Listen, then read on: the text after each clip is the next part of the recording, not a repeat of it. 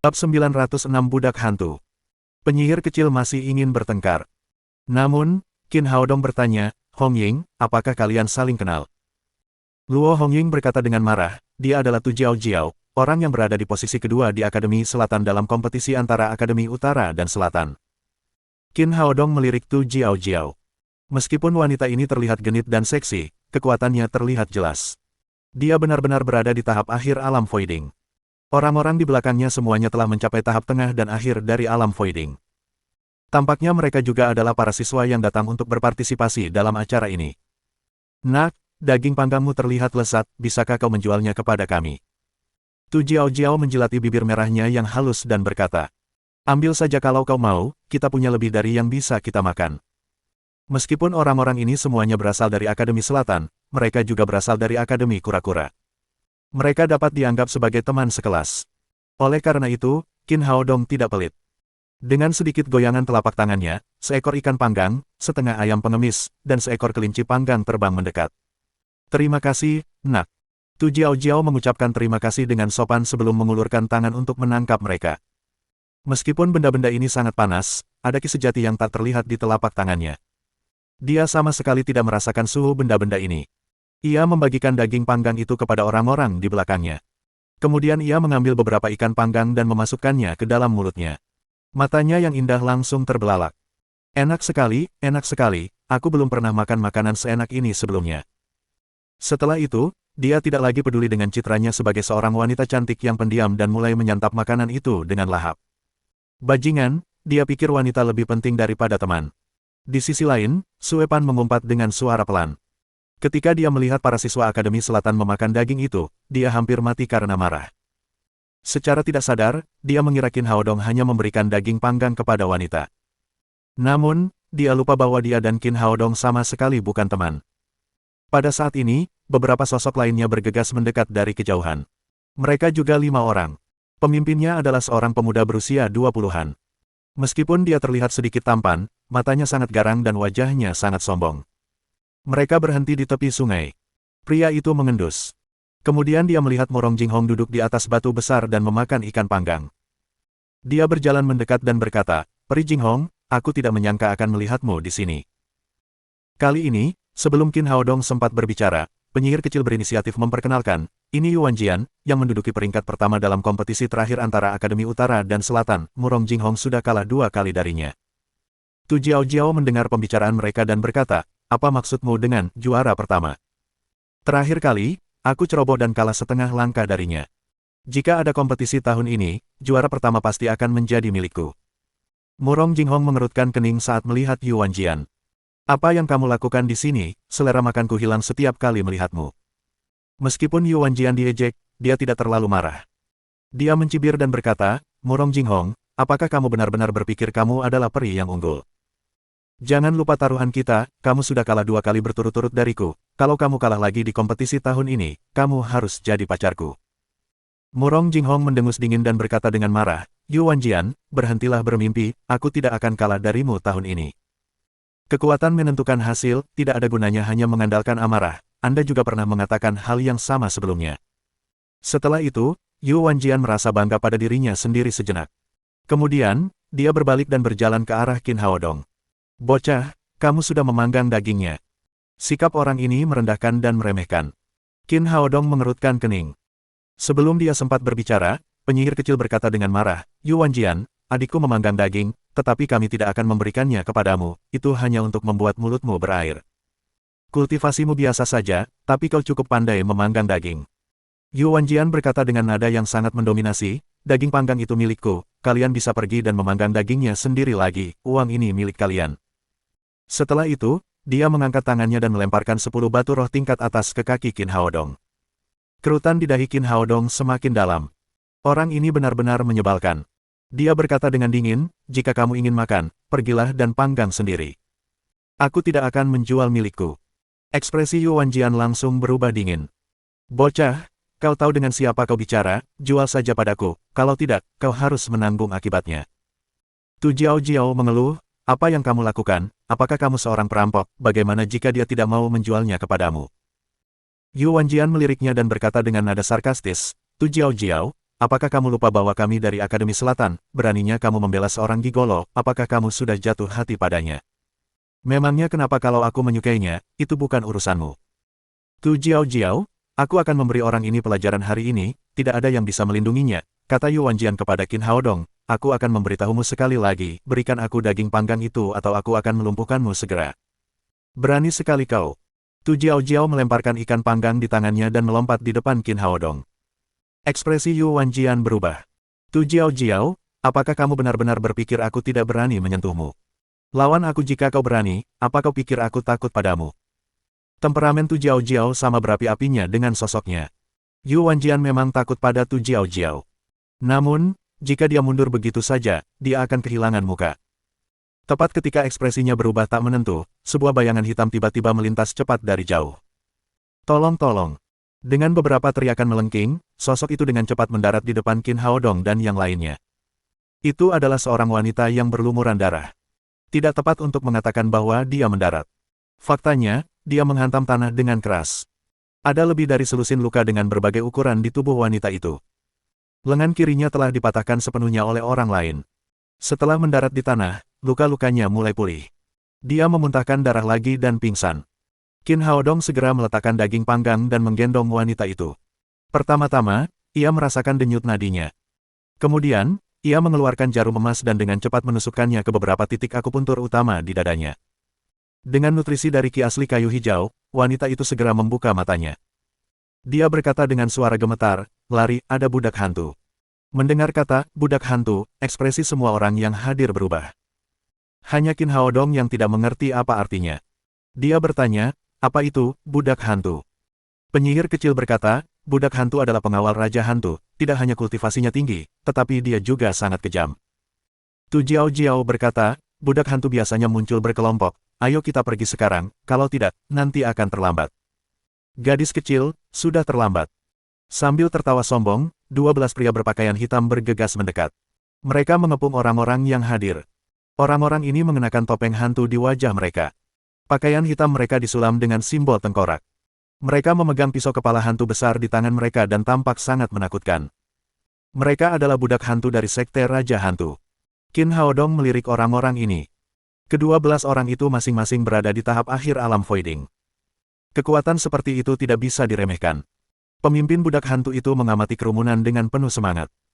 Ketika dia melihat Murong Jinghong, Tu Jiao Jiao, dan wanita cantik lainnya, dia tertawa dan berkata, saudara-saudara, tampaknya kita sangat beruntung hari ini.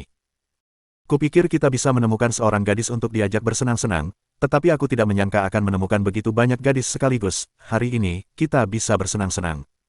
Para budak hantu lainnya pun ikut tertawa arogan.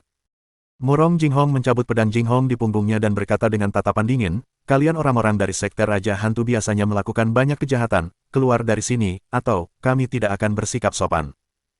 Kau adalah wanita yang tidak tahu batas kemampuanmu sendiri, beranikah kau menjadi musuh kami? Aku akan memberitahumu apa artinya menjalani hidup yang lebih buruk daripada kematian.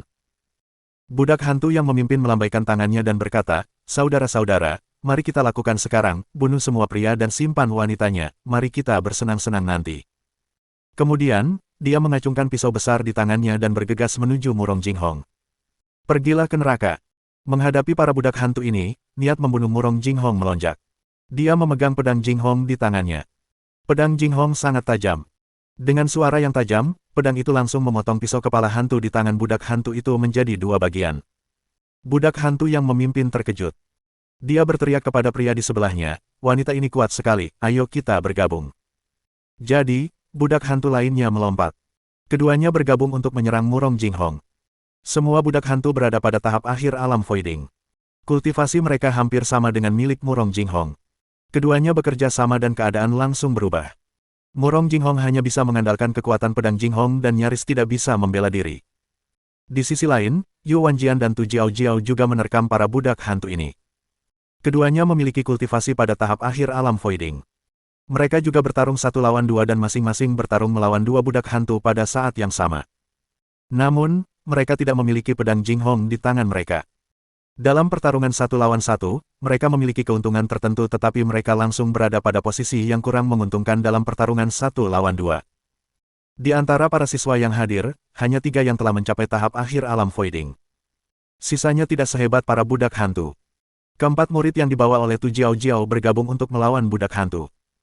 Selain itu, keempat orang yang dibawa oleh Yuan Jian juga melawan budak hantu. Xiao Yulong, Sue Pan, dan He Kaisan juga mulai melawan budak hantu. 3 budak hantu yang tersisa bergegas menuju Qin Haodong. Fang Qionger dan Yun Qianqian berteriak dan pergi bertarung dengan seorang budak hantu. Namun, pada tahap Voiding Realm, kesenjangan antara setiap level sangat besar. Meskipun keduanya bekerja sama, mereka tidak sebanding dengan budak hantu. Begitu mereka bertarung, mereka berada dalam posisi yang tidak menguntungkan dan dalam bahaya. Qin Haodong memandang sekeliling dengan dingin. Selama dia meminum pil ledakan energi hebat, dia bisa langsung mencapai tahap akhir alam kombinasi. Akan mudah baginya untuk membunuh para budak hantu ini. Hanya saja pil ledakan energi hebat adalah kartu truf terakhirnya. Dia tidak ingin menggunakannya kecuali dia tidak punya pilihan lain. Selain itu, di luar akademi, ada orang baik dan jahat. Ada banyak bahaya. Setelah meminum pil ledakan energi hebat, kekuatannya meningkat. Namun, akan ada masa kelemahan setelahnya. Pada saat itu, nasibnya tidak akan berada di tangannya sendiri.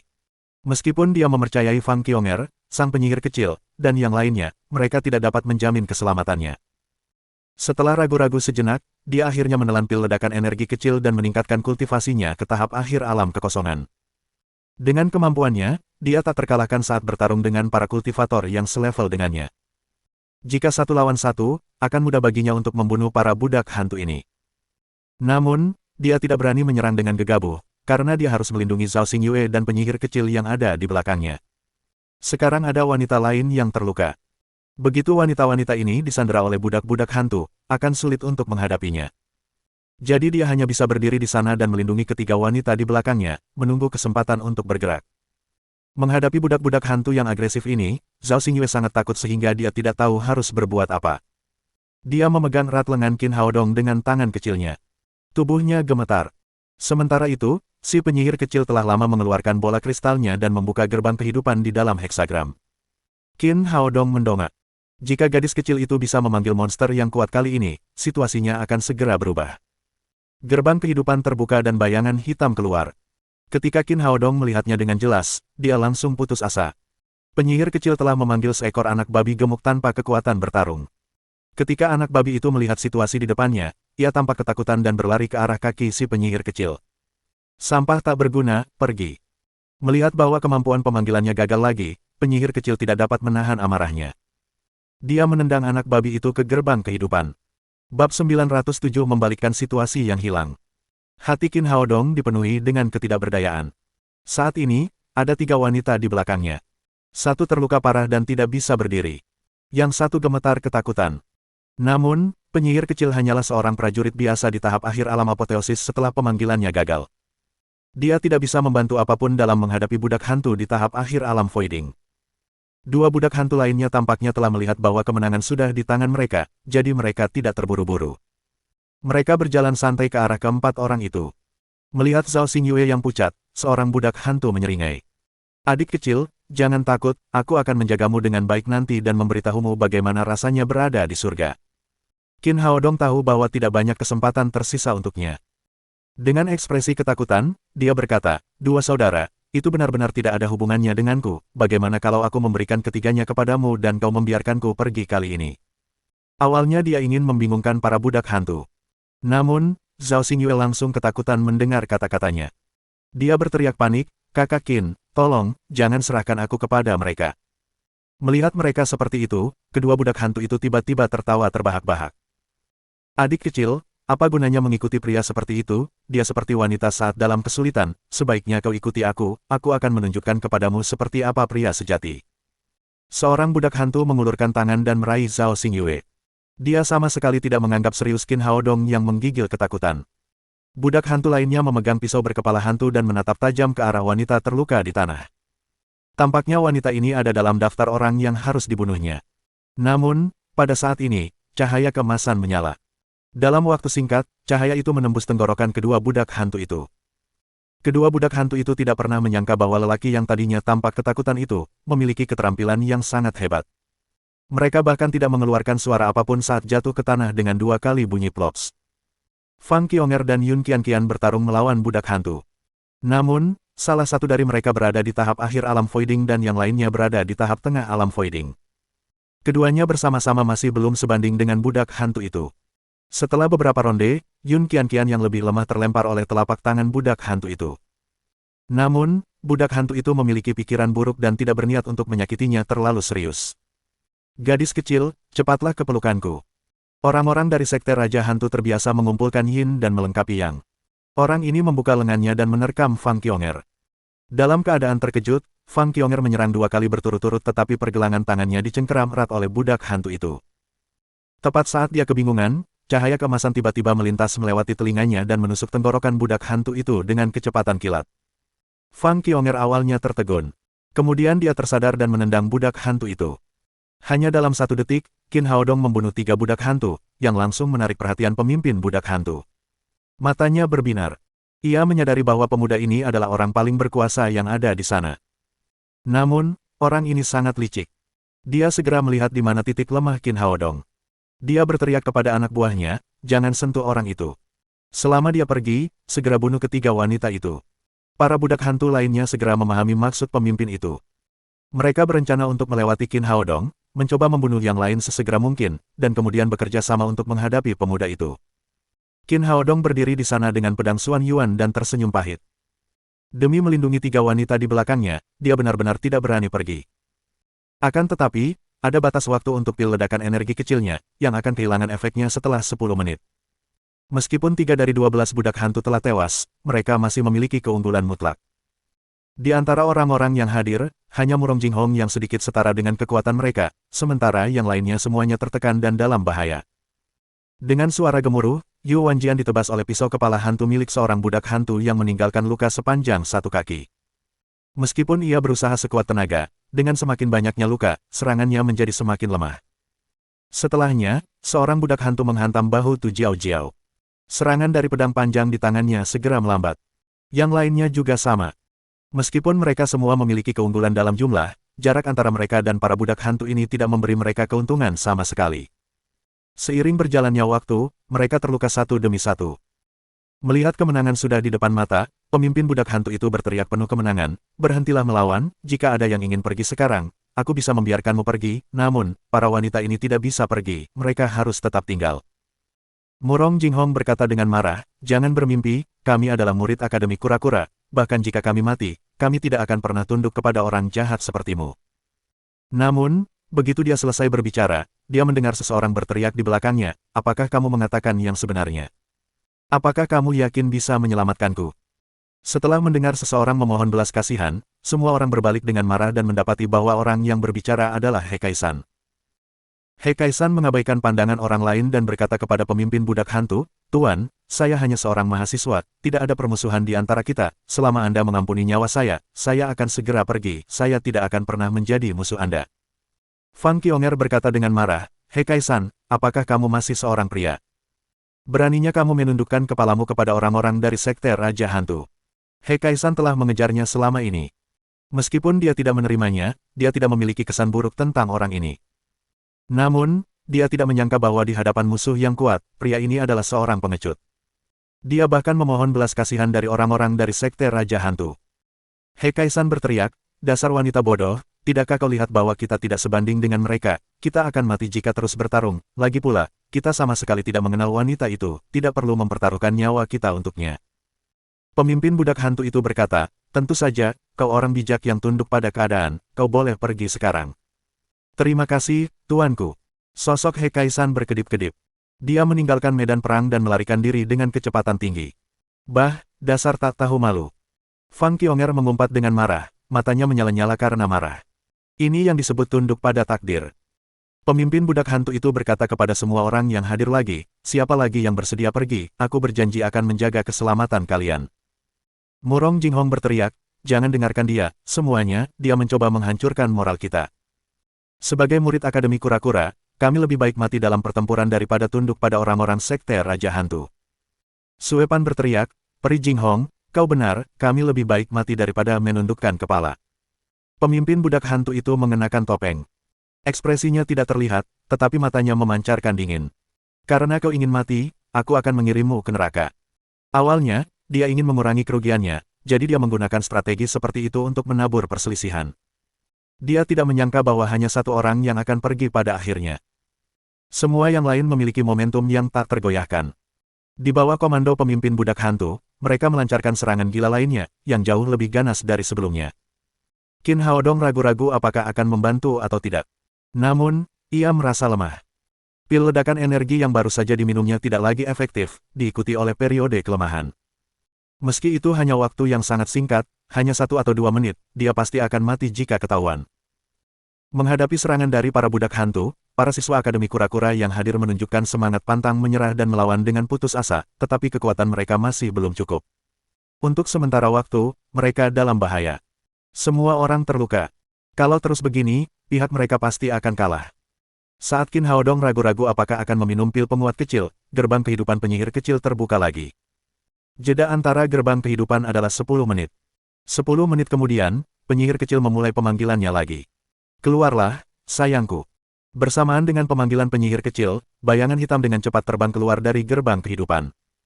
Setelah mendengar teriakan elang yang menggetarkan bumi, seekor Thunderhawk besar muncul di hadapan mereka semua. Thunderhawk adalah binatang iblis tingkat 7. Tidak hanya memiliki kekuatan ofensif yang dahsyat, tetapi juga memiliki kemampuan untuk mengendalikan guntur dan kilat. Ya Tuhan, akhirnya aku berhasil.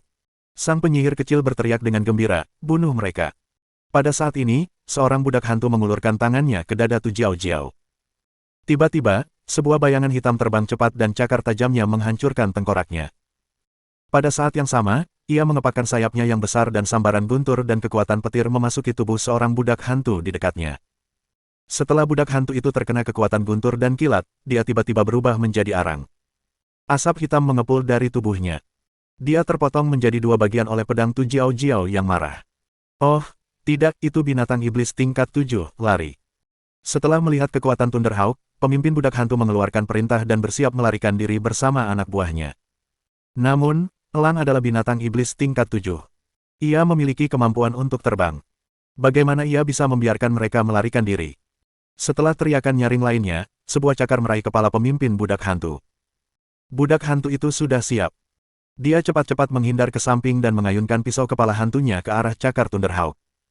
Namun pada akhirnya, dia masih meremehkan kekuatan binatang iblis tingkat 7. Dia tidak melukai Thunderhawk sedikit pun. Sebaliknya, cakar itu menembus dadanya dan merobek jantungnya.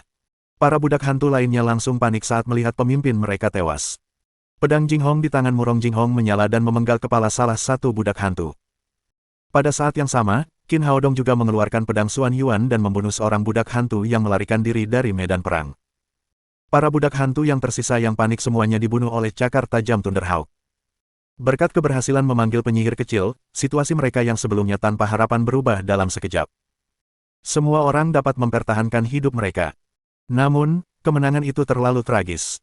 Kecuali beberapa orang di sekitar Qin Haodong, semua yang lain terluka, baik ringan maupun serius. Bahkan dada Murong Jinghong telah ditebas oleh pedang. Tu Jiao Jiao duduk di tanah dan terengah-engah. Dalam pertarungan tadi, setidaknya ada selusin luka di tubuhnya yang terus-menerus berdarah. Dia memarahi dengan marah, bajingan-bajingan dari sekte Raja Hantu ini, aku akan memotong-motong mereka menjadi beberapa bagian saat aku bertemu mereka lain kali. Penyihir kecil mengirim Thunderhawk kembali ke gerbang kehidupan, memegang lengan Qin Haodong, dan berkata, adik kecil, bagaimana, apakah aku kuat? Hentikan, aku akan mengobati luka semua orang terlebih dahulu. Qin Haodong berjalan di antara kerumunan dan bergerak secepat kilat. Ia segera menghentikan pendarahan dan mulai merawat semua orang sesuai dengan tingkat keparahan luka mereka. Wanita yang pertama kali melarikan diri ke sini adalah yang terluka paling parah. Qin Haodong menggunakan teknik akupuntur peremajaan untuk menyembuhkan organ dalamnya yang terluka dengan cepat. Kemudian, ia menyambungkan kembali lengannya dan mengobati luka di tubuhnya dengan obat penyembuh. Berikutnya adalah Tu Jiao Jiao dan anggota tim lainnya. Bahkan Yuan Jian, Xiao Yulong, dan yang lainnya yang tidak akur dengannya di masa lalu, dia tidak ragu sedikit pun untuk mencoba dan menyembuhkan mereka dengan sekuat tenaga. Lagi pula, ketika mereka bertarung melawan sekte Raja Hantu tadi, mereka semua menghadapi musuh yang sama dan tidak menyia-nyiakan usaha. Dalam menghadapi musuh yang tangguh, dendam pribadi bukanlah apa-apa. Yang terakhir adalah Murong Jinghong. Lukanya tidak terlalu serius, tetapi lokasi lukanya membuatnya agak sulit untuk sembuh. Meskipun dia sangat cantik, Qin Haodong tetap fokus saat ini. Dia tidak terganggu meskipun dadanya sangat menggoda. Dia segera menyelesaikan pembalutan lukanya. Meskipun keterampilan medisnya luar biasa, ia kelelahan setelah merawat begitu banyak orang sekaligus. Setelah merawat mereka semua, ia menarik napas panjang, berbalik, dan duduk di atas batu besar untuk beristirahat. Zhao Xingyue datang di belakangnya dan memijat bahunya yang lelah. Bab 908 Rasa Syukur. Kakak, aku tidak menyangka kemampuan medismu begitu hebat. Tu Jiao berjalan mendekat dan tubuhnya bergoyang menggoda. Dia sangat menyadari betapa parahnya luka-lukanya. Bahkan jika dia telah dirawat oleh dokter terbaik di akademi, dia mungkin harus berbaring di tempat tidur selama 2 atau 3 hari sebelum pulih sepenuhnya. Dia bahkan mungkin kehilangan kesempatan untuk pergi ke pagoda 7 lantai. Namun, setelah dirawat oleh orang di depannya, dia pulih sepenuhnya dari cederanya. Seolah-olah dia tidak pernah terluka. Dia bukan satu-satunya, yang lain juga mengalami hal yang sama. Setelah perawatan Qin Haodong, mereka semua pulih dengan cepat. Ketika dia mendekatinya, dia berkata lagi, "Terima kasih, saudaraku." Qin Haodong berkata dengan sopan, "Sama-sama, Sekte Raja Hantu adalah musuh bersama kita, Anda terluka karena Anda membantu kami semua." Tu Jiao, kamu tidak perlu berterima kasih padanya. Pada saat ini, sebuah suara yang dipenuhi kebencian terdengar. Qin Haodong menoleh ke belakang dan menemukan bahwa itu adalah Yuan Jian dari Akademi Selatan. Wajah Tu Jiao menjadi gelap. "Apa maksudmu? Baru saja, saudara Qin juga menyembuhkanmu, bukankah seharusnya kau berterima kasih padanya?" Qin Haodong juga melihat ke sana. Yuan Jian juga mengalami cedera serius. Tanpa perawatan tepat waktu, bahkan jika dia tidak meninggal, dia akan terbaring di tempat tidur untuk beberapa waktu. Dia tidak akan bisa pergi ke pagoda 7 tingkat kali ini. Yuan Jian berkata dengan dingin, "Dia memang merawat kita, tetapi pernahkah kamu bertanya-tanya mengapa kita terluka?" Tu Jiao berkata dengan heran, "Bukankah sudah jelas? Kita semua terluka oleh budak hantu dari Sekte Raja Hantu." Yuan Jian berkata, "Tidakkah kau lihat bahwa kultivasinya sangat tinggi? Dia bisa dengan mudah membunuh 3 budak hantu. Jika dia membantu kita lebih awal, kita tidak akan terluka. Karena dia terlalu pengecut, kami akhirnya terluka, jadi, kami tidak perlu berterima kasih padanya." Tu Jiao berkata dengan marah, "Apa yang kamu bicarakan, bukankah saudara Qin baru saja melindungi ketiga gadis itu?" Yuan Jian berkata dengan dingin, "Melindungi mereka, apakah hidup mereka lebih berharga daripada hidup kita? Dia melindungi mereka dan membiarkan kita membela diri." "Kau benar, hidup mereka lebih berharga daripada hidupmu, kau bukan apa-apa di mataku." Qin Haodong sangat marah hingga paru-parunya hampir meledak. Dia belum pernah melihat orang yang tidak tahu berterima kasih seperti itu. Tadi, jika bukan karena dia dan penyihir kecil, orang-orang ini pasti sudah takluk di bawah pisau para budak hantu. Tanpa diduga, dia akhirnya mengatakan omong kosong seperti itu. Dia berkata, "Jika bukan karena kamu terluka karena bertarung melawan Sekte Raja Hantu tadi, aku sama sekali tidak akan peduli dengan hidupmu." Yuan Jian selalu mengklaim sebagai guru terbaik di Akademi Selatan. Namun, Qin Haodong kini menjadi pusat perhatian, jadi dia tentu saja tidak mau menerimanya. "Bocah, apa kau punya rasa terima kasih? Kalau kita tidak mempertaruhkan nyawa kita untuk menjauhkan para budak hantu itu, kau pasti sudah mati. Beraninya kau bicara soal rasa terima kasih." Qin Haodong menatapnya dingin dan berkata, "Kuharap kau bisa mengerti satu hal. Para budak hantu itu tidak akan datang untukku. Kau sama sekali tidak membantuku. Lagi pula, bahkan tanpa dirimu, aku masih bisa membunuh budak-budak hantu itu." Itu memang benar. Jika bukan karena para siswa dari Akademi Selatan dan Xiao Yulong, yang merupakan faktor yang tidak stabil, dia bisa langsung menelan pil ledakan energi hebat dan kemudian membunuh 12 budak hantu dengan lambaian tangannya. Dia tidak perlu bersusah payah sama sekali. Tu Jiao melanjutkan, "Ya, Sekte Raja Hantu adalah musuh bersama kita, kamu berjuang untuk dirimu sendiri, apa hubungannya dengan saudara Qin? Apa kau tidak tahu dirimu sendiri, berapa banyak budak hantu yang kau bunuh? Tidak ada, benar kan? Sedangkan untuk saudara Qin, dia membunuh 4 dari mereka sendirian, gadis kecil itu memanggil Thunderhawk untuk menyelamatkan kita, aku heran bagaimana kamu punya muka untuk berdiri di sini dan berbicara seperti itu." Ekspresi Yuan Jian membeku. Dia ingin membantah tetapi tidak ada yang bisa dikatakan. Selain terluka, dia tidak melakukan apapun tadi. Kau tidak tahu apa yang baik untukmu, tunggu saja, bahkan jika kau mati di tangan para budak hantu di masa depan, aku tidak akan membantumu," katanya dengan marah lalu pergi bersama anak buahnya. "Bah, siapa ini, tak tahu malu, kalau aku tahu dia akan melakukan ini, aku akan menyuruh Thunderhawk menggaruk kepalanya." Si penyihir kecil melihat ke belakang dan berkata dengan marah. "Sebenarnya, menurutku apa yang dikatakannya masuk akal." Xiao Yulong berjalan dari samping. Penyihir kecil langsung marah. "Xiao Yulong, apa maksudmu?" Pada saat yang sama, yang lain juga memandang dengan marah. Jangan salah paham, aku tidak bermaksud seperti yang orang itu maksud. Merasakan kemarahan semua orang, Xiao Yulong segera menjelaskan, menurutku, Zhao Xingyue tidak perlu bergabung dengan tim kita. Dan juga gadis yang terluka ini, karena dia sudah sembuh, biarkan dia pergi secepatnya. Kalau tidak, jika kita bertemu lagi dengan orang-orang dari Sekte Raja Hantu, mereka akan menjadi beban. Melihat orang ini berusaha mengusirnya, Zhao Xingyue dengan cepat meraih lengan Qin Haodong dan berkata, Kakak Qin, bisakah kamu tidak mengusirku? Jangan khawatir, kamu adalah anggota tim kami, tidak ada yang bisa mengusirmu. Qin Haodong menepuk bahu Zhao Xingyue untuk menghiburnya. Kemudian, dia menoleh ke Xiao Yulong dan berkata, ada satu hal yang perlu kamu ingat, Zhao Xingyue adalah salah satu anggota kami, dia bukan beban. Xiao Yulong berkata, Qin Haodong, sebenarnya, aku tahu betul bahwa gadis ini tidak pernah berkelahi dengan siapapun sejak kompetisi mahasiswa baru saja semua orang dalam bahaya kritis, semua orang mencoba yang terbaik, kecuali dia, gadis ini tidak pernah melakukan apapun. Aku tidak bermaksud apa-apa lagi, aku hanya merasa tidak perlu baginya untuk mengikuti kita, mengapa kita tidak mengirimnya kembali ke akademi, itu lebih baik untuk semua orang, kita tidak perlu orang untuk melindunginya, di akademi, dia juga akan lebih aman. Ada kilatan kegugupan di mata Zhao Xingyue. Dia tidak tahu harus berkata apa. Dia hanya memegang lengan Qin Haodong erat-erat, seolah-olah ini adalah dukungan terbaiknya. Qin Haodong menatap Xiao Yulong dan berkata, maksudmu orang-orang lemah tidak pantas berada di tim kita, haruskah kita mengirim mereka kembali ke akademi? Ekspresi Xiao Yulong membeku, tetapi dia tetap berkata, ya, kita akan pergi ke pagoda 7 tingkat untuk berlatih, bukan untuk bermain. Yang lemah tidak cocok untuk berada di tim kita. Qin Haodong tersenyum dingin dan berkata, jika aku ingat dengan benar, kalian bertiga baru saja bergabung tetapi tidak dapat membunuh budak hantu. Akhirnya, kalian terluka parah. Dari sudut pandang ini, apakah kamu yang lemah, haruskah aku mengirimmu kembali ke Akademi Kura-Kura? Xiao Yulong ingin mengatakan sesuatu yang lain. Qin Haodong melambaikan tangannya dan memotongnya, jangan katakan apa-apa lagi. Satu hal lagi yang harus kamu pahami adalah bahwa Zhao Xingyue adalah temanku. Dia tidak ada hubungannya denganmu. Karena kita berada dalam tim yang sama, satu-satunya hal yang kita butuhkan adalah persatuan, bukan pengabaian. Lagi pula, kamu dan aku adalah laki-laki, laki-laki dilahirkan untuk melindungi perempuan. Melihat pria yang berdiri di depannya seperti gunung dan membelanya, mata Zhao Xingyue dipenuhi dengan air mata dan kerumitan. Bukan hanya dia, tetapi juga Murong Jinghong, Fang Qionger, dan Yun Qianqian semuanya menatap Qin Haodong dengan mata bersinar.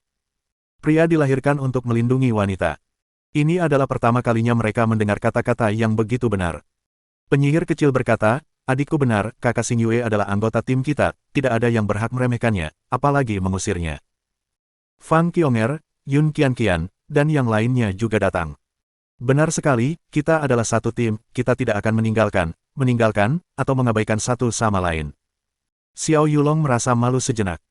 Ia berkata kepada Murong Jinghong, Pri Jinghong, kita juga sudah beristirahat, bukankah sudah waktunya untuk pergi sekarang? Murong Jinghong bahkan tidak memandangnya tetapi berkata kepada Qin Haodong, Dr. Qin, bisakah saya bergabung dengan tim Anda? Setelah ditendang di pantat oleh Qin Haodong sehari sebelumnya, awalnya dia dipenuhi rasa kesal dan berpikir bahwa pria itu pasti orang yang sembrono. Tampaknya dia salah menilai pria itu. Pria ini sama sekali tidak sembrono. Sebaliknya, dia sangat tenang dan bermartabat. Ada pesona dalam dirinya yang tidak dimiliki pria lain, yang membuat hatinya yang telah lama terdiam menjadi gelisah. Qin Haodong berkata, jika kamu mau, kamu bisa bergabung dengan kami. Bibir Murong Jinghong melengkung membentuk senyum. Terima kasih, Dr. Qin. Xiao Yulong dan Sue Pan tercengang. Awalnya, mereka berada dalam tim yang beranggotakan 4 orang. Namun, He Kaisan melarikan diri. Anggota terkuat, Murong Jinghong, bergabung dengan tim Qin Haodong. Apa yang harus mereka berdua lakukan? Baru saja mereka merasakan kekuatan Sekte Raja Hantu. Dalam hal ini, akan lebih aman jika lebih banyak orang bersatu. Setelah ragu-ragu, Sue Pan berkata dengan sedikit canggung, bisakah kami juga bergabung? Qin Haodong berpikir sejenak dan berkata, kalian berdua bukan orang baik, jadi tidak cocok bagi kalian untuk bergabung dengan tim kami.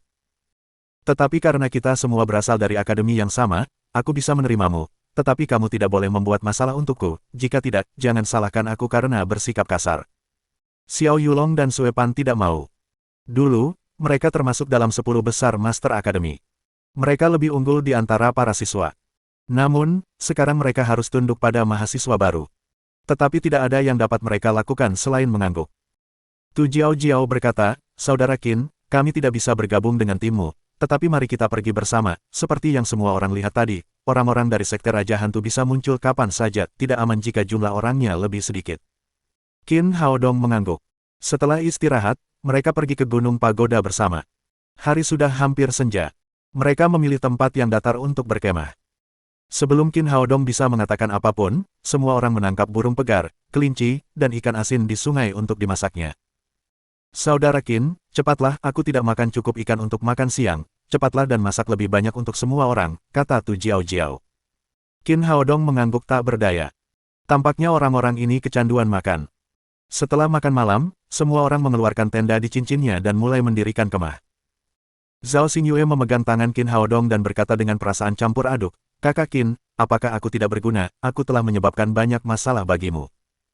Qin Haodong berkata, ada apa, jangan pedulikan apa yang mereka katakan, jadilah dirimu sendiri, tidak ada yang bisa menggantikanmu. Zhao Xingyue berkata, tapi aku sudah mengganggumu sejak kita bertemu, aku menggunakan uangmu dan meminta bantuanmu, aku sama sekali tidak memberikan kontribusi apapun dalam kompetisi mahasiswa baru dan kita bahkan memenangkan kejuaraan. Qin Haodong menatap matanya dan berkata, yang kurang dari dirimu sekarang adalah keberanian, tetapi aku percaya kamu pasti akan tumbuh dewasa, cepat atau lambat, kamu akan menjadi orang yang pemberani. Tapi aku sendiri tidak percaya, aku sangat pemalu sehingga aku takut pada segalanya. Tidak apa-apa, aku yakin kamu akan berubah di masa depan. Qin Haodong membantunya merapikan poninya yang berantakan dan berkata, teruskan saja, kamu pasti lelah, tidurlah. Dia mengirim Zhao Xingyue ke tenda penyihir kecil dan kemudian kembali ke tendanya. Begitu dia berbaring, aroma harum tiba-tiba tercium di wajahnya. Tu Jiao Jiao, yang mengenakan pakaian merah, bergegas masuk dari luar. Bab 909 ide bagus. Kedatangan wanita itu tiba-tiba mengejutkan Qin Haodong. Dia bertanya, mengapa kamu di sini? Tu Jiao Jiao tersenyum manis. Aku di sini untuk memanfaatkanmu. Qin Haodong berkata, hentikan sekarang, mohon tunggu sampai besok jika ada yang ingin didiskusikan. Tu Jiao Jiao menggeser tubuhnya dan berbaring di samping Qin Haodong. Dia berkata kepadanya, kamu memiliki kecantikan yang lembut seperti ini, apakah kamu tidak tergoda? Kamu mungkin tidak tahu, tapi ada banyak pria di akademi kita yang ingin mendekatiku. Qin Haodong tidak meragukan pernyataannya. Wanita ini memang sangat cantik, seksi, dan seksi. Dia adalah dewi yang diimpikan banyak pria.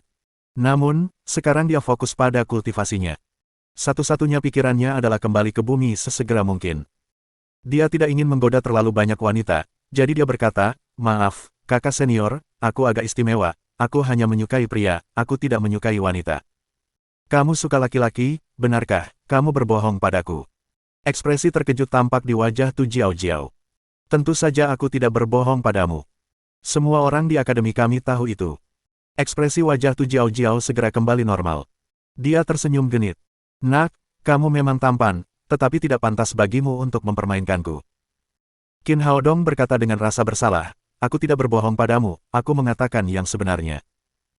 Benarkah, tapi saat kamu merawat Murong Jinghong hari ini, caramu memandang dadanya tidak benar, kalau kamu memang menyukai pria, kenapa kamu memasang ekspresi seperti itu? Ini, aku. Qin Haodong sama sekali tidak gay, jadi dia tidak tahu bagaimana menjawabnya sejenak. Dia tidak menyangka wanita itu akan begitu jeli. Kemudian dia menggertakkan giginya dan berkata, aku benar-benar tidak berbohong padamu. Kalau tidak, bagaimana mungkin aku tidak tergoda oleh wanita secantik dirimu? Kau tidak tergoda, atau, kau tidak ingin menunjukkannya, aku harus memeriksanya. Saat Tu Jiao Jiao berbicara, dia mengulurkan tangan dan membuka dua kancing kerahnya, memperlihatkan sepetak besar kulit seputih salju. Untuk sesaat, tenda kecil itu dipenuhi dengan suasana erotis. Qin Haodong tidak menyangka wanita ini akan melakukan hal ini. Dia bertanya dengan gugup, apa yang akan kamu lakukan? Tidak ada, aku hanya ingin tahu apakah kamu berbohong. Tu Jiao Jiao tersenyum genit lagi. Dia mengulurkan tangan dan membelai pipi Qin Haodong dengan lembut. Kemudian dia menundukkan kepalanya untuk melihat selangkangannya. Tu Jiao Jiao terkekeh. Nak, buktinya sudah meyakinkan, apalagi yang bisa kau katakan, apakah kau akan bereaksi seperti ini jika kau benar-benar menyukai pria? Qin Haodong sangat malu. Dia sudah lama tidak berhubungan seks dengan seorang wanita sejak dia meninggalkan bumi. Sekarang dia sedang digoda oleh wanita yang begitu seksi di dalam tenda, jadi dia tidak bisa menahan diri untuk tidak bereaksi. Tampaknya gairah itu tidak bisa dipalsukan. Dia menarik napas dalam-dalam, menahan emosinya yang meluap, dan bertanya, mengapa kamu datang ke sini tengah malam, apa yang ingin kamu lakukan? Percayakah kau jika aku bilang aku hanya penasaran padamu? Tanya Tu Jiao Jiao. Saya hanya orang biasa, apa yang perlu saya ketahui? Biasa, menurutku tidak, kalau kamu biasa saja, bagaimana bisa kamu bilang, laki-laki dilahirkan untuk melindungi perempuan? Pada saat ini, senyum di wajah Tu Jiao Jiao menghilang. Dia menjadi sangat formal. Apa yang salah dengan itu, apakah aku salah? Qin Haodong tidak menyangka bahwa kalimat yang biasa diucapkan di bumi akan menarik perhatian seorang wanita cantik. Tu Jiao Jiao menghela nafas, tahukah kamu mengapa aku memilih jalur kultivasi? Qin Haodong menggelengkan kepalanya. Tampaknya Tu Jiao Jiao tidak membutuhkan jawaban apapun darinya. Dia melanjutkan, di benua Lingwu, selain para kultivator, tidak ada status lain bagi wanita. Di mata banyak orang, wanita hanyalah pelengkap, hanya untuk kesenangan pria. Status wanita tidak dapat dibandingkan dengan status pria. Ibu saya adalah wanita malang, ia direnggut oleh ayah saya dan tidak bahagia selama sisa hidupnya. Saya ingin memiliki hidup saya sendiri, jadi saya melangkah di jalan kultivasi. Qin Haodong mengangguk. Dia tidak terkejut dengan hal ini. Ribuan tahun yang lalu, status wanita di Huaxia sangat rendah, tetapi dalam beberapa tahun terakhir, status tersebut telah mengalami perubahan drastis. Di akademi, ada banyak pria yang mengejarku, namun, aku belum menerima satu pun dari mereka. Banyak orang bertanya secara pribadi kepadaku, pria seperti apa yang ingin aku nikahi, apakah kau ingin tahu jawabannya? Wanita itu tampaknya tidak memiliki kebiasaan membiarkan orang menjawab pertanyaannya.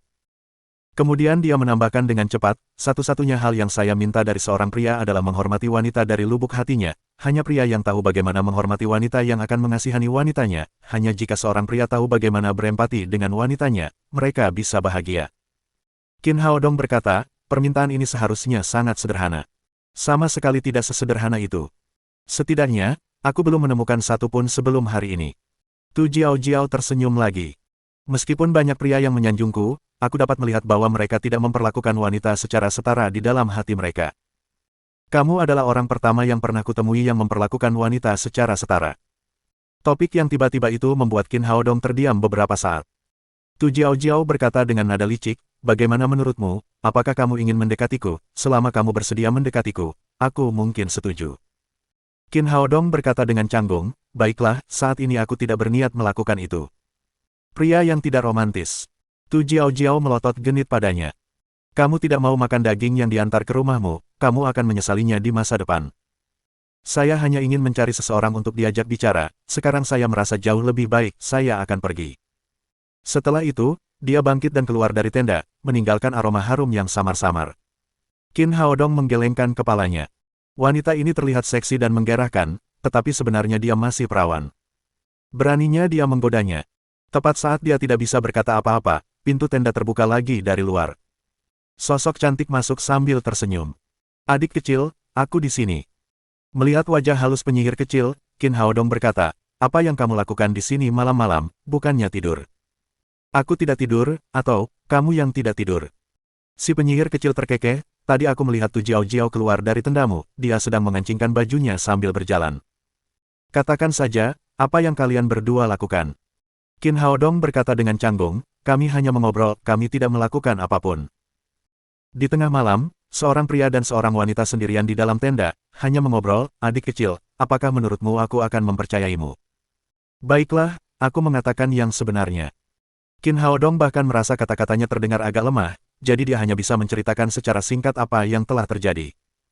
Setelah mendengarkan, si cantik kecil tersenyum dan berkata, sudah kubilang kau tidak bisa menyembunyikannya. Apakah kau menyukai pria atau wanita, itu bisa dilihat dari sorot matamu. Contohnya, caramu menatapku dengan sedikit gugup sekarang, sepertinya kamu takut aku akan memanfaatkanmu. Dia mencium pipi Qin Haodong dengan erat dan berkata sambil tersenyum, kau benar, aku benar-benar ingin memanfaatkanmu. Qin Haodong menyeka wajahnya tanpa daya dan berkata, gadis kecil, akan merepotkan jika nenekmu tahu rahasiaku. Sang penyihir kecil berkata, adik kecil, jika kamu tidak ingin rahasiamu diketahui, aku punya ide bagus. Qin Haodong bertanya, ada apa?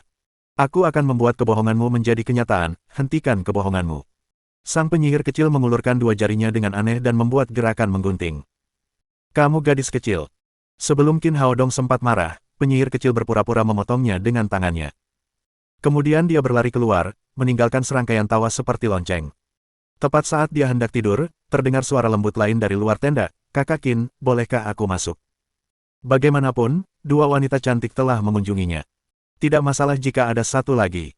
Namun kali ini, Qin Haodong duduk bersila. Wanita berpakaian hitam itu memasuki tenda. Keduanya duduk berhadapan. Tenda itu tidak terlalu besar. Mereka berdua duduk bersebelahan, jadi Qin Haodong bisa melihat wajah wanita itu dengan jelas. Wanita ini tidak secantik Yun Qianqian, tidak sedingin Fang Qionger, dan tidak seanggun Zhao Xingyue. Namun, dia memiliki temperamen yang elegan dan halus serta tampak lembut dan bijaksana. Ada apa? Tanya Qin Haodong. Kakak Qin, namaku Zhong Xiaodi, aku datang ke sini untuk mengucapkan terima kasih. Jika kau tidak menyelamatkanku hari ini, aku pasti sudah ditangkap oleh para budak hantu terkutuk itu, akibatnya tidak akan terbayangkan. Qin Haodong berkata, saya harus mengangkat tongkat pemukul atas nama korban ketidakadilan. Sekte Raja Hantu adalah musuh kita, Anda tidak perlu menganggapnya serius. Singkatnya, aku harus berterima kasih padamu, kau tidak hanya menyelamatkanku, tetapi juga menyembuhkan lukaku. Kalau bukan karenamu, aku khawatir aku sudah menjadi lumpuh sekarang. Zhong Xiaodi berkata dengan penuh rasa terima kasih, Kakak Qin, keterampilan medismu luar biasa, aku terluka parah, kupikir aku pasti akan mati. Qin Haodong tersenyum dan berhenti bersikap sopan. Dia bertanya, bagaimana lukamu? Zhong Xiaodi berkata, Kakak Qin, kamu hebat sekali, aku sudah sembuh total. Qin Haodong bertanya, ngomong-ngomong, kamu mau kemana, bagaimana kamu bisa bertemu dengan para budak hantu hari ini? Berbicara tentang hal ini, Zhong Xiaodi berkata dengan ekspresi sedih di wajahnya, adikku dan aku adalah kultivator kerajaan kura-kura, kami datang ke sini karena kemunculan pagoda 7 tingkat kali ini, kami ingin mendapatkan beberapa peluang darinya. Tapi aku tidak menyangka akan bertemu dengan budak hantu di tengah jalan. Demi melindungiku, saudaraku tewas di tangan sekte Raja Hantu. Aku juga terluka parah. Untungnya, aku bertemu denganmu nanti. Orang mati tidak bisa dihidupkan kembali. Jangan terlalu bersedih, kata Qin Haodong, apa yang akan kamu lakukan selanjutnya? Berbicara tentang ini, dia ingat bahwa karena dia terlalu sibuk sebelumnya, dia tidak meminta persetujuan Zhong Xiaodi dan membawanya langsung ke sini. Aku masih ingin memasuki pagoda 7 tingkat demi meningkatkan kultivasiku dan membalas dendam untuk saudaraku. Berbicara tentang ini, dia menatap Qin Haodong dengan sungguh-sungguh dan berkata, saya mendengar dari beberapa saudari yang berbicara sebelumnya bahwa Anda juga akan pergi ke pagoda 7 lantai. Bisakah Anda membawa saya bersama Anda? Qin Haodong merasa bahwa gadis itu cukup menyedihkan dan berkata, baiklah, asalkan kamu bersedia ikut dengan kami. Terima kasih, Kakak Qin, hari sudah larut. Aku tidak akan mengganggu istirahatmu, aku akan kembali dulu. Zhong Xiaodi mengucapkan terima kasih lagi kepada Qin Haodong dan kemudian meninggalkan tenda. Keesokan harinya, semua orang melanjutkan perjalanan mereka. Menjelang sore, barisan pegunungan bergelombang muncul di depan mata mereka. Tu Jiao berlari ke sisi Qin Haodong, menunjuk ke depannya dan berkata, kita akan mencapai Gunung Pagoda dalam waktu setengah hari lagi. Si penyihir kecil berkata, adik kecil, mari kita istirahat dulu di sini sebelum kita pergi, ngomong-ngomong, kita masih punya waktu. Baiklah, mari kita beristirahat malam ini dan mempersiapkan diri secara mental, kita akan berangkat ke Gunung Pagoda besok. Qin Haodong melihat sungai besar di kejauhan. Dia menunjuk ke sana dan berkata, ayo berkemah di tepi sungai. Bab 910 Garis Keturunan Naga. Setelah pertempuran dengan para budak hantu, semua orang terbiasa mendengarkan instruksinya. Mereka berjalan menuju sungai bersama-sama. Pada saat ini, beberapa titik hitam kecil dengan cepat muncul di langit yang jauh dan melesat mendekat. Tu Jiao berteriak, sepertinya Yu Wanjian. Penglihatan Qin Haodong jauh lebih baik daripada orang biasa. Dia sudah melihat bahwa orang yang melarikan diri ke sini memang Yu Wanjian. Di belakangnya ada siswa Akademi Selatan. Namun, mereka tampaknya berada dalam situasi yang kacau saat ini. Fang Qionger berkata, mengapa mereka terburu-buru? Apa yang ada di belakang mereka? Si penyihir kecil berkata sambil tersenyum, mereka adalah anjing neraka dan banyak sekali dari mereka yang muncul sekaligus. Orang ini sangat sombong, sepertinya anjing-anjing pun tidak menyukainya. Yu Wanjian sangat marah saat ini. Ketika dia bergegas ke Gunung Pagoda, dia tiba-tiba bertemu dengan seekor hellhound. Sebagai seorang kuat di tahap akhir alam kekosongan, tentu saja dia tidak menaruh perhatian sedikit pun terhadap binatang iblis tingkat 6 dan langsung membunuhnya begitu saja. Tanpa diduga, hellhound ini mengeluarkan teriakan melengking sebelum mati. Teriakannya langsung menarik perhatian lebih dari 20 hellhound. Dia mampu menghadapi satu binatang iblis tingkat 6. Namun, dia tidak mampu menghadapi begitu banyak binatang iblis sekaligus. Dia hanya bisa melarikan diri dengan menyedihkan. Sayangnya, hellhounds ini mengejar mereka dan tampaknya tidak berniat melepaskan mereka. Jarak antara mereka dan hellhounds ini semakin pendek. Ketika Qin Haodong dan yang lainnya melihat Yuan Jian juga melihat mereka. Matanya langsung berbinar. Dia terbang bersama anak buahnya. Si penyihir kecil berkata dengan marah, "Adik kecil, orang yang tidak berperasaan ini pantas digigit anjing, kita abaikan saja dia." Tu Jiao berkata, "Kita tidak bisa melakukan itu, bagaimanapun, dia juga murid Akademi Kura-Kura kita tidak bisa membiarkannya mati." Qin Haodong mengangguk. Meskipun orang ini penuh kebencian, dia tidak tega melihatnya digigit anjing sampai mati. "Semuanya, bersiap-siaplah, kita akan membunuh Hellhound ini bersama-sama nanti." Si penyihir kecil cemberut dengan tidak senang, tetapi dia tidak pernah keberatan dengan keputusan Qin Haodong. "Tolong, cepat dan bantu aku membunuh binatang buas ini." Pada saat ini, seekor anjing neraka menggigit pantat Yuan Jian. Meskipun kulit dan daging Yuan Jian tidak terluka, pakaiannya robek yang membuatnya sangat malu. Qin Haodong menghindari Yuan Jian. Dengan kilatan cahaya keemasan di tangannya, pedang Xuan Yuan memotong kepala Hellhound yang mengikuti Yuan Jian. Hellhounds hanyalah binatang iblis tingkat 6. Tingkat kultivasi mereka hampir sama dengan yang lainnya. Mereka hanya memiliki keunggulan jumlah. Sekarang setelah Hellhounds bertemu Qin Haodong dan yang lainnya, keuntungan itu tiba-tiba menghilang. Bersama dengan pedang Jinghong dan pedang Xuan Yuan, yang keduanya merupakan senjata dewa yang sangat tajam, para Hellhound ini tidak memiliki kemampuan untuk melawan. Dalam sekejap mata, lebih dari 20 Hellhound terbunuh. Penyihir kecil berjalan di sekitar Yuan Jian dengan ekspresi jenaka dan bertanya, "Apakah ini gaya baru dalam mengenakan pakaianmu? Mengapa tidak terlihat bagus sama sekali?" Yuan Jian sangat marah hingga wajahnya menjadi pucat, tetapi dia tidak bisa berkata apa-apa.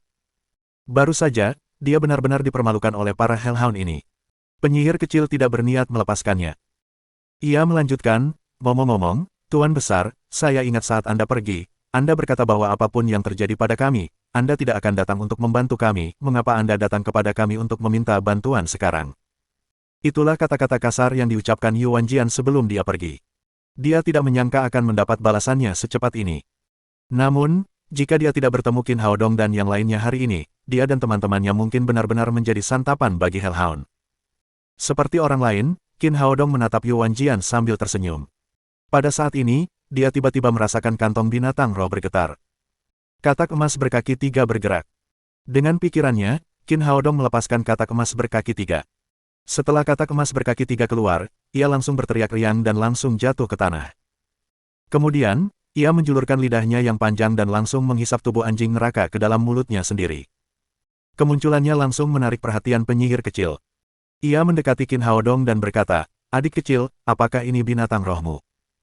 "Ya, itu adalah binatang rohku," katak emas berkaki 3, "tetapi levelnya tidak tinggi, itu hanya binatang roh tingkat kelima." Di alam apoteosis, katak emas berkaki 3 dapat banyak membantunya, tetapi sekarang levelnya terlalu rendah. Itu juga karena itu dia tidak menggunakan katak emas berkaki 3 saat bertarung dengan para budak hantu. Pada saat ini, kodok emas berkaki 3 tampaknya telah lama kelaparan. Ia menjulurkan lidahnya dan menelan anjing neraka satu persatu. Terlebih lagi, kecepatan makannya sangat cepat. Dalam sekejap mata, lebih dari 20 Hellhound telah memasuki perutnya. Tidak ada yang tersisa. Yang paling aneh adalah setelah makan begitu banyak, perutnya tidak menunjukkan tanda-tanda kembung sedikitpun. Sebaliknya, ia menjilati lidahnya dan tampak seolah-olah belum cukup makan. Qin Haodong merasa ini aneh. Apa ini? Kemana perginya semua Hellhound ini? Sang penyihir kecil menatap katak emas berkaki 3 dan bertanya, "Adik kecil, bolehkah aku melihatnya lebih dekat?" "Tentu saja." Qin Haodong berkata sambil memberi perintah kepada katak emas berkaki 3 agar tidak menyerang penyihir kecil. Kemudian, mereka berdua jatuh dari langit. Penyihir kecil itu menghampiri dan menyentuh tubuh katak emas berkaki 3 dan melihat pola emas di kepalanya. Kemudian, dia berkata dengan kaget, "Adik kecil, dari mana kamu mendapatkan binatang rohmu?" Qin Haodong berkata, "Saya mendapatkannya secara tidak sengaja, apa yang salah, apakah ada yang istimewa tentangnya?" Sejujurnya, dia masih belum tahu apa itu katak emas berkaki 3. Penyihir kecil adalah seorang pemanggil, jadi mungkin dia tahu lebih banyak. Benar saja, penyihir kecil berkata, "Aku telah mempelajari semua jenis binatang iblis, binatang roh milikmu ini jelas bukan binatang biasa, tampaknya ia memiliki konstitusi dari Taoti Dragon Vein." Konstitusi Taoti Dragon Vein, itu tidak mungkin, bukan? Qin Haodong tentu tahu apa itu Taoti. Konon, naga itu memiliki 9 putra. Taoti adalah putra bungsu, jadi ia memiliki garis keturunan naga yang asli. Penyihir kecil itu menatap kodok emas berkaki 3 lagi dan akhirnya berkata dengan yakin, "Aku benar." Dia adalah Taoti dan memiliki garis keturunan naga, itulah sebabnya dia bisa makan begitu banyak. Dan apakah kamu memperhatikan bahwa katak emas berkaki 3 ini tidak memiliki anus sama sekali, yang sesuai dengan karakteristik Taoti yang hanya makan tetapi tidak buang air besar? Setelah mendengar apa yang dikatakannya, Qin Haodong menyadari bahwa katak emas berkaki 3 memang berbeda dari katak lainnya. Tempat di mana anus seharusnya berada adalah kaki. Katak ini tidak memiliki anus. Penyihir kecil menambahkan, kalau aku tidak salah, saat pertama kali kau mendapatkan katak emas berkaki 3, seharusnya dia tidak berada di level ini, kan? Qin Haodong berkata, kau benar, awalnya, itu hanya binatang iblis tingkat 4, tetapi sekarang telah mencapai tingkat kelima. Itu hanya menegaskan lebih jauh bahwa itu adalah garis keturunan naga, kata penyihir kecil, aku telah membaca banyak catatan kuno yang berkaitan dengan binatang iblis. Binatang iblis ditakdirkan untuk dilahirkan dengan level, dan hanya dengan kebetulan levelnya dapat ditingkatkan. Sedangkan untuk binatang rohmu, ia dapat memakan binatang iblis lain untuk meningkatkan levelnya, itulah karakteristik khusus dari Vena Naga. Ketika mereka sedang mengobrol tadi, momentum katak emas berkaki 3 yang telah memakan lebih dari 20 Hellhound tiba-tiba melonjak. Ada pola emas tambahan di dahinya. Tampaknya ia telah menjadi binatang iblis tingkat 6. Si penyihir kecil berkata, lihat adik kecil, ia telah berkembang sekali lagi, dengan karakteristik unik dari garis keturunan naganya, ia memiliki kemampuan bertahan dan menyerang yang sangat kuat, ia pasti dapat menghancurkan binatang iblis apapun yang setingkat dengannya. Qin Haodong tidak menyangka akan menemukan binatang roh dengan garis keturunan naga. Dia sangat gembira dan bertanya, apakah ada batas untuk wilayahnya? Tingkat seperti apa yang bisa dicapainya pada akhirnya? Tingkat ke-7 atau tingkat ke-8? Penyihir kecil berkata, menurut catatan kuno, ras naga adalah sejenis binatang iblis tingkat 9, jadi katak emas berkaki 3 milikmu paling banyak dapat mencapai tingkat ke-9. Itu hebat. Qin Haodong menyeringai lebar. Jika kodok emas berkaki 3 dapat terus ditingkatkan, itu pasti akan menjadi asisten yang kuat baginya. Selain itu akan sangat setia. Dia tidak perlu khawatir tentang pengkhianatannya. Dia menyimpan katak emas berkaki 3 di dalam kantong binatang rohnya. Ketika dia memikirkan bagaimana Yuan Jian baru saja diserang, dia bertanya kepada penyihir kecil, aku melihatmu memanggil anjing neraka. Bagaimana mungkin ada makhluk seperti itu di benua Lingwu? Penyihir kecil menjelaskan, benua Lingwu tidak memiliki anjing neraka, makhluk-makhluk ini pasti dipanggil dari ruang lain oleh seorang pemanggil. Qin Haodong bertanya, tidak bisakah kita mengirim kembali binatang iblis yang dipanggil dari ruang lain? Itu rumit. Kita perlu memahami hakikat seorang pemanggil, kata penyihir kecil. Ketika seorang pemanggil membuka gerbang pemanggilan, ia akan membuat perjanjian sederhana antara tuan dan pelayan dengan binatang iblis yang dipanggil. Dengan kata lain, ketika seekor binatang iblis dipanggil, ia mengakui bahwa pemanggilnya adalah tuannya dan ia akan mematuhi semua perintahnya. Namun, perjanjian semacam ini tidak datang tanpa harga. Saat binatang iblis itu muncul, ia akan mulai menguras kekuatan mental pemanggil. Secara teori, seorang pemanggil dapat menjaga binatang iblis di dunia ini selamanya. Namun, itu mengharuskan pemanggil memiliki kekuatan mental yang cukup. Namun, ini jelas tidak realistis, aku memiliki tubuh Roh Kudus, tetapi aku hanya mampu membiarkan seekor binatang iblis tinggal di dunia ini selama setengah hari paling lama, sudah tidak masuk akal bagi seorang pemanggil biasa untuk membiarkan seekor binatang iblis tinggal di sini selama 1 jam. Qin Haodong masih tidak mengerti. Dia bertanya, lalu apa yang salah dengan Hellhound ini? Penyihir kecil berkata, untuk binatang iblis yang dipanggil dari ruang lain, selain dikirim kembali, ada 2 cara untuk menyingkirkan perjanjian dengan pemanggil. Cara pertama adalah membunuh binatang iblis yang dipanggil, cara kedua adalah membunuh pemanggil. Pemanggil tidaklah tak tertandingi, terkadang, seorang pemanggil memanggil binatang iblis dari tempat lain ke dunia ini, namun, pemanggil tersebut dibunuh oleh musuhnya, maka binatang iblis ini secara alami tidak akan dapat kembali dan terus berkembang biak di dunia ini, begitulah asal mula Hellhound. Oh, Qin Haodong mengangguk dan mengerti apa yang dimaksud penyihir kecil. Anjing neraka ini adalah invasi makhluk asing. Tiba-tiba dia teringat sesuatu dan bertanya, jika binatang iblis yang kamu panggil terbunuh, apakah dia akan menyakitimu? Si penyihir kecil menggeleng. Sama sekali tidak, hanya saja setelah binatang iblis yang dipanggil terbunuh, pemanggil tidak dapat memanggil lagi untuk beberapa saat, itu akan memberi musuh pemanggil kesempatan untuk menyerang. Setelah mendengar jawaban ini, Qin Haodong langsung bersemangat. Menurutmu, apakah ideku layak? Kamu buka gerbang kehidupan dan panggil binatang iblis untuk memberi makan katak emas berkaki 3. Dengan karakteristik khususnya, selama memakan cukup banyak binatang iblis tingkat tinggi, ia akan dapat meningkat dengan cepat. Penyihir kecil berpikir sejenak dan berkata, metode ini bisa berhasil, tetapi binatang iblis tingkat rendah tidak akan banyak membantu promosi katak emas berkaki 3. Jika aku memanggil binatang iblis tingkat tinggi, aku khawatir katak emas berkaki 3 tidak akan mampu menghadapinya. Aku bisa membantu membunuh binatang iblis tingkat tinggi, katakan saja padaku, apakah metode ini bisa berhasil? Penyihir kecil itu mengangguk. Ya, bagus sekali, kita akan melakukannya setelah makan malam, tapi ingat untuk merahasiakannya dan jangan biarkan orang lain tahu. Qin Haodong sangat gembira. Selama dia bisa membantu katak emas berkaki 3 menjadi binatang iblis tingkat 7, itu berarti dia akan memiliki pengawal, yang kultivasinya adalah tahap akhir dari alam kombinasi. Pada saat itu, dia akan berusaha semaksimal mungkin untuk tidak meminum pil ledakan energi. Mohon dukungan dari omom ante-ante sekalian, buat subscribe atau sarekan novel Mimin ke Facebook kalian, agar channel Mimin bisa terus berkembang. Dengan begitu, Mimin bisa lebih semangat untuk up novel seru lain ke depannya. Sekiranya ada kebutuhan buat subback, silakan inbox Mimin atau tuliskan di kolom komentar, Mimin dulukan dengan ucapan terima kasih.